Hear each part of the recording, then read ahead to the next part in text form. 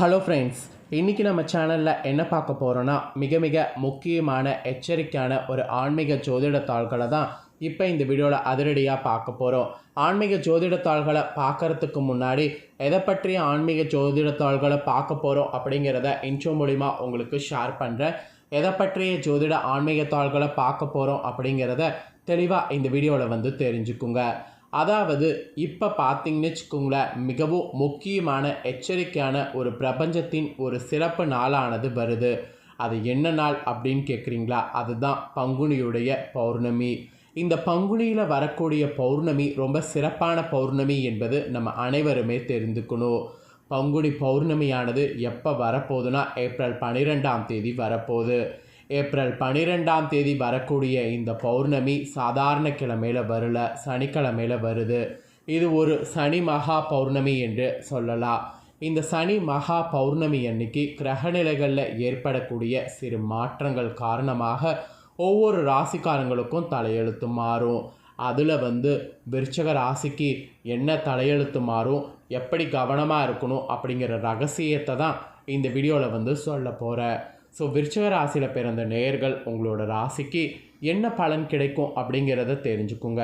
உங்கள் ராசிக்கு கிடைக்கக்கூடிய பலனை தெரிஞ்சு அதற்கேற்ப நடந்து பலனடைங்க. உங்களோட ராசிக்கு இந்த பௌர்ணமி அதிர்ஷ்டத்தை கொண்டு வருமா, ஆபத்தை கொண்டு வருமா அப்படிங்கிறத நீங்கள் தெரிஞ்சுக்கிட்டிங்கன்னா அதற்கேற்ப நீங்கள் பிளான் பண்ணிக்கலாம். பௌர்ணமிக்கும் கிரகநிலைகளுக்கு கூடவாடா சம்மந்தம் இருக்கும் அப்படின்னு நீங்கள் கேட்டிங்கன்னா கண்டிப்பாக சம்மந்தம் இருக்குது. கிரகநிலைகள் பொறுத்து தான் நம்ம வாழ்க்கையில் எல்லாமே நடக்குது.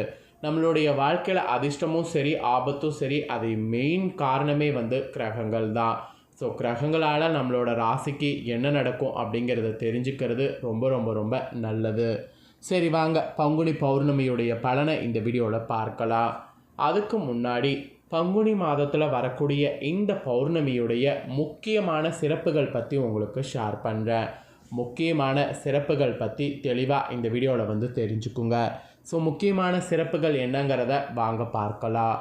பங்குனி உத்திரம், வசந்த நவராத்திரி போன்ற விழாக்களும், காரடையா நோன்பு, விஜய ஏகாதசி, அமலாகி ஏகாதசி போன்ற வழிபாட்டு முறைகளும், காரைக்கால் அம்மையார் குரு பூஜையும் இந்த மாதத்தில் நடைபெறுவதனால இந்த பங்குனி மாதம் ஒரு தெய்வீகமான மாதம் என்பது தெரிய வருது. இம்மாதத்தில் தெய்வங்களுடைய திருமணங்களோடு மனிதர்களுடைய திருமணமும் நடைபெறுவதால் இது திருமண மாதம் என்ற சிறப்பினையும் பெறுகிறது. இம்மாதத்தில் தான் தாவரங்களில் உதிர்ந்த இலைகள் தளிர்க்க ஆரம்பிக்கும். அதனால் இம்மாதம் வசந்த காலத்தின் தொடக்கமாகவும் கருதப்படுது. பங்குனி மாதத்தில் வரக்கூடிய அதனால் இந்த பௌர்ணமி ஒரு சிறந்ததாக சொல்லப்படுது. பங்குனி மாத பௌர்ணமியை ஒட்டி வரக்கூடிய உத்தர நட்சத்திரத்தில் பங்குனி உத்தரமானது கொண்டாடப்படும். இந்த நாளில் சிவன் பார்வதி, முருகன் தேவயானை, ராமர் சீதை, ஆண்டாள் ரங்கமன்னர் போன்ற தெய்வங்களுடைய திருமணங்கள் நடைபெற்றதாக புராணங்களில் கூறப்படுது. மேலும் சாஸ்தா, மகாலட்சுமி, அர்ஜுனன் போன்றவர்களுடைய அவதார தினமாகவும் இந்த நாள் பார்த்திங்கன்னு வச்சுக்கோங்களேன் கருதப்படுது. பெரும்பாலானோர் தங்களுடைய குலதெய்வ வழிபாட்டை கூட நீங்கள் இந்த நாளில் மேற்கொண்டிங்கன்னா கோடான கோடி பலன் கிடைக்கும். அதனால் விருச்சிக ராசிக்காரங்க குலதெய்வ வழிபாடு செய்யாமல் இருக்கிறவங்க இந்த நாளில் குலதெய்வ வழிபாடு செய்கிறது ரொம்ப ரொம்ப ரொம்ப ரொம்ப நல்லது. தெய்வங்களுடைய திருமணங்கள் நடைபெற்ற நாள். இதனால் இந்த நாளில் கடைபிடிக்கக்கூடிய உங்களுக்கான விரதம் கல்யாண விரதம் என்று அழைக்கப்படுது.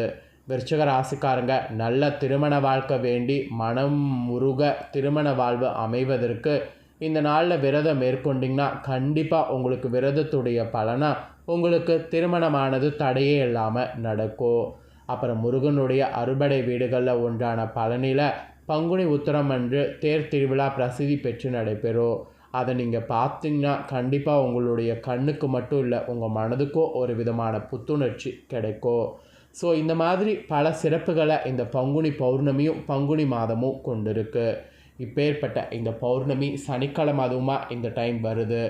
சனினாவே பார்த்திங்கன்னு வச்சுக்கோங்களேன், அது ஒரு ஸ்பெஷல் நாள் என்பது நம்ம கண்டிப்பாக தெரிஞ்சுக்கணும். சனிக்கிழமை வரக்கூடிய பௌர்ணமி அன்னைக்கு கண்டிப்பாக நாம் ஒரு விளக்கு வழிபாடு செய்யணும்.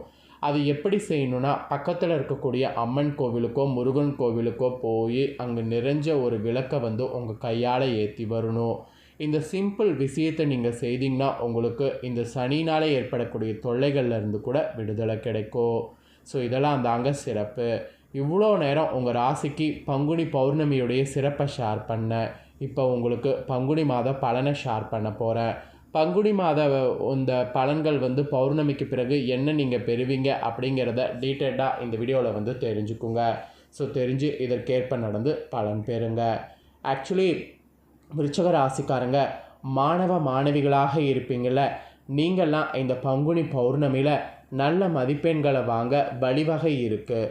வழிவகை இருக்கும்போதே கண்டிப்பாக வாங்க முயற்சி பண்ணிங்கன்னா சக்ஸஸாக உங்கள் வாழ்க்கையில் அடுத்த கட்டத்துக்கு போக முடியும். பெற்றோர்களுடைய ஆதரவு உங்களுக்கு முழுசாக கிடைக்கும். அதனால் பெற்றோர்களுடைய ஆதரவு கொண்டு படிப்புக்கு தேவையான புத்தகங்கள்லாம் வாங்கி கொள்ளுங்க. அவர்களால் உங்களுடைய எதிர்கால திட்டங்கள் எளிதில் நிறைவேறும். அவங்கள இப்போ நல்லா யூஸ் பண்ணிக்கோங்க. சக மாணவர்களுடைய ஒத்துழைப்பு பெற முடியும்.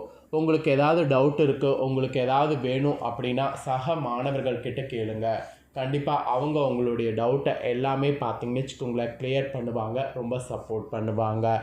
இது மாணவர்களுக்கு விருச்சிக ராசிக்காரங்களுக்கு சொல்லப்பட்ட பலன்கள். அப்புறம் பெண்மணிகளாக இருக்கக்கூடியவங்களுக்கு விருச்சிக ராசிக்காரங்களுக்கு சொல்லப்பட்டிருக்கு. பெண்மணிகளாக இருக்கக்கூடிய விருச்சிக ராசிக்காரங்களுக்கு இந்த பங்குனி பௌர்ணமிக்கு பிறகு கணவருடைய பாராட்டுக்களை எளிதில் பார்த்தீங்கன்னு வச்சுக்கோங்களேன் அடைய முடியும்.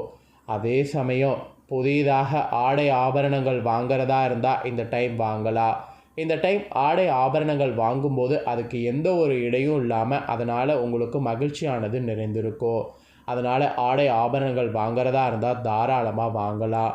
இல்லத்தில் இதனால் பார்த்தீங்கன்னு வச்சுக்கோங்களேன் நிம்மதியை நீங்கள் காண்பீங்க. ஸோ இல்லத்தில் நிம்மதியை காண்பதற்கு தாராளமாக நீங்கள் ஆடை ஆபரணங்கள்லாம் வாங்கலாம். சுப காரியங்களில் கூட கலந்து கொள்கிறதா இருந்தால் கலந்து கொள்ளலாம்.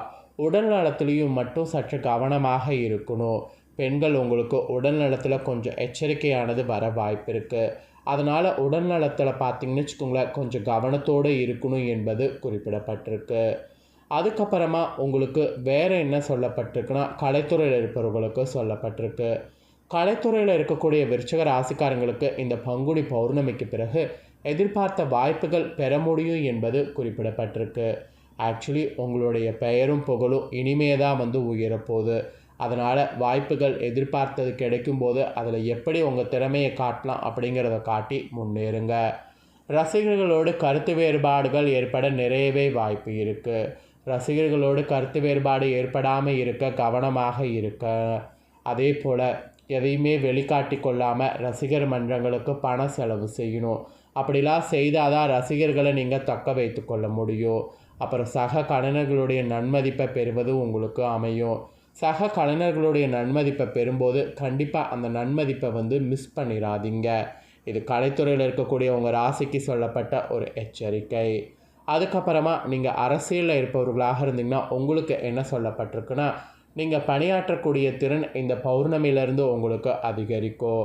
இதை கொண்டு கட்சி மேலிடத்தில் உற்சாகமாக செயல்படணும். கட்சியில் உங்களுக்கு கிடைக்கக்கூடிய புதிய பொறுப்புகளை விட்டுறக்கூடாது. உடல் ஆரோக்கியம் நன்றாக இருக்கும். அடிக்கடி பயணங்கள் செய்தீங்கன்னா தயவு செய்து அந்த பயணங்களை அரசியலில் இருக்கிறவங்க குறைச்சிக்குங்க. அந்த பயணங்களால் ஒரு லாபமும் உங்களுக்கு கிடைக்காது. கட்சி பணிகளை தீவிரமாக ஆற்றினீங்கன்னா ஆதாயம் உங்களுக்கு பார்க்க முடியும். ஸோ கட்சி பணிகளை தீவிரமாக ஆற்றணும் என்பது மட்டும் உங்களுக்கு சொல்லப்பட்டிருக்கு. மற்றபடி உங்களுடைய அரசியல் வாழ்க்கையில் பெரிய அளவில் முன்னேற்றங்கிறது எதுவும் இருக்காது. அதுக்கப்புறம் உத்தியோகத்தில் இருப்பவங்களுக்கு கூட பயணங்களால் அனுகூலமான திருப்பங்கள் காண முடியும். அதனால் உத்தியோகத்தில் இருக்கக்கூடிய விருச்சிக ராசிக்காரங்க இந்த பௌர்ணமிக்கு பிறகு பயணங்கள் மேற்கொள்ளலாம். சிலர்லாம் விரும்பிய வெளியூருக்கு மாற்றலாகி செல்வது உங்களுக்கு முடியும். மேல் அதிகாரிகள் வகையில் சற்று பரமுகமாகவே நடந்து கொண்டாலும் தொல்லைகள் கொடுக்க மாட்டாங்க. ஆனால் சக ஊழியர்கள் உங்களுக்கு பக்கபலமாக இருப்பாங்க. பக்கபலமாக இருக்கும்போதே உங்களுக்கு என்னெல்லாம் செய்யணும்னு நினைக்கிறீங்களோ அதெல்லாம் உத்தியோகத்தில் செய்துடுங்க. ஸோ இந்த மாதிரியான பலன் தாங்க உங்களோட லைஃப்பில் நீங்கள் இந்த பௌர்ணமியிலேருந்து பெற போகிறீங்க. ஸோ நீங்கள் பெறக்கூடிய பலன்களை உங்களுக்கு தெளிவாக இந்த வீடியோவில் எக்ஸ்பிளைன் பண்ணிட்டேன். எக்ஸ்பிளைன் பண்ண பலனை தெளிவாக இந்த வீடியோவில் உங்கள் ராசிக்கு என்னங்கிறத நீங்கள் தெரிஞ்சிருப்பீங்க. ஸோ தெரிஞ்சதுக்கேற்ப நடந்து பலன் பெறுங்க. நீங்கள் இந்த வீடியோ பார்த்து பலனடைஞ்சது போல் உங்கள் ஃப்ரெண்ட்ஸ் ஃபேமிலியில் இருக்கிறவங்களும் பார்த்து பலனடையணும் அப்படின்னு நினச்சிங்கன்னா வீடியோ லைக் பண்ணி உங்கள் ஃப்ரெண்ட்ஸ் ஃபேமிலிக்கு ஷேர் பண்ணுங்கள். உங்கள் ஃப்ரெண்ட்ஸ் ஃபேமிலியில் இருக்கிறவங்களும் வீடியோ பார்க்கட்டும். அவங்களும் அவங்களோட ராசி விருச்சிக ராசியாக இருந்ததுன்னா இந்த பலனை தெரிஞ்சு இதற்கேற்ப நடந்து பலனடையட்டும். ஸோ கண்டிப்பாக வீடியோ லைக் பண்ணி ஷேர் பண்ணுங்கள். உங்கள் ஃப்ரெண்ட்ஸ் ஃபேமிலி இருக்கவங்களும் பார்த்து பலனடையட்டும். நெக்ஸ்ட்டு நம்ம சேனலில் நிறைய முக்கியமான வீடியோலாம் போடப்படும். அதை எல்லாத்தையுமே உடனுக்குடனே தெரிந்து கொள்ள மறக்காமல் நம்ம சேனலை சப்ஸ்கிரைப் பண்ணுங்கள். கூட பெல் பண்ண ப்ரெஸ் பண்ணுங்கள். ஃபஸ்ட் டைம் பார்க்குறவங்க அதை நீங்கள் பண்ணிட்டீங்கன்னா இனி நான் போகிற மற்ற அப்டேட்டான எல்லா வீடியோஸும் உடனுக்குடனே தெரிந்து கொண்டு பயனடையலாம். ஸோ மறக்காமல் சப்ஸ்கிரைப் பண்ணி பெல் பண்ண ப்ரெஸ் பண்ணுங்கள். நெக்ஸ்ட்டு இதே போல் சுவாரஸ்யமாக வேறொரு வீடியோவில் உங்களை சந்திக்கிறேன். தேங்க்யூ.